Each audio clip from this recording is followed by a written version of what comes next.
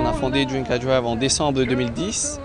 Donc l'idée m'est venue par expérience lorsque j'avais l'habitude de sortir. Et si j'avais trop bu, mes parents venaient me chercher pour conduire ma voiture et rentrer à la maison. Alors, on va dire que les premiers mois d'activité étaient assez durs, par manque peut-être de communication, le fait que les personnes n'avaient pas l'habitude d'utiliser ce genre de prestations ici. On était les premiers sur le marché, donc c'était surtout un changement, le changement des mœurs qu'il fallait attendre. Maintenant, ça commence à venir. De plus en plus, on a de nouveaux clients, notre chiffre d'affaires augmente de mois en mois, donc c'est de bon augure. Ben, au début, c'est surtout ma famille qui m'a soutenu. J'ai travaillé avec mon père, mon frère, avec quelques amis qui ont bien voulu m'aider, dont je ne citerai pas les noms, mais je les remercie bien. Alors, on débute notre activité à partir de jeudi soir, donc de 20 h à 5 h du matin, jeudi, vendredi, samedi. L'essentiel de notre activité se passe le vendredi soir, donc on travaille à 4 voire 5 chauffeurs et le samedi à 3 chauffeurs. Ce qui est difficile dans ce métier, c'est de trouver du personnel qui veut y travailler de nuit, les week-ends et surtout le soir en fait. Donc on rencontre aussi certaines difficultés avec certains clients, c'est ce qui est normal puisqu'elles sont en état d'ébriété avancé, mais c'est jamais bien méchant.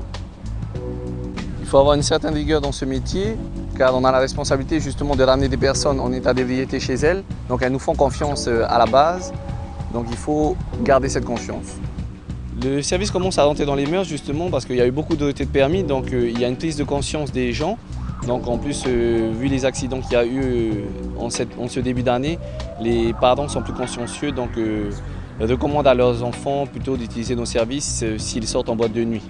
Beaucoup de choses me passionnent. D'abord, en fait, la relation clientèle que tu peux avoir avec tes clients, le fait qu'il faut s'adapter à tout moment et c'est toi qui gères ta société, tu n'as pas d'ordre à recevoir de quiconque.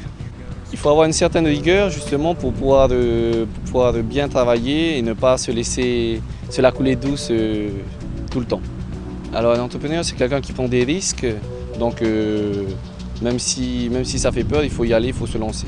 Pour tous les jeunes qui ont envie de se lancer, moi je vous dis allez-y, n'hésitez pas, il faut le faire, c'est maintenant qu'on est le plus jeune et c'est maintenant qu'on a la patate.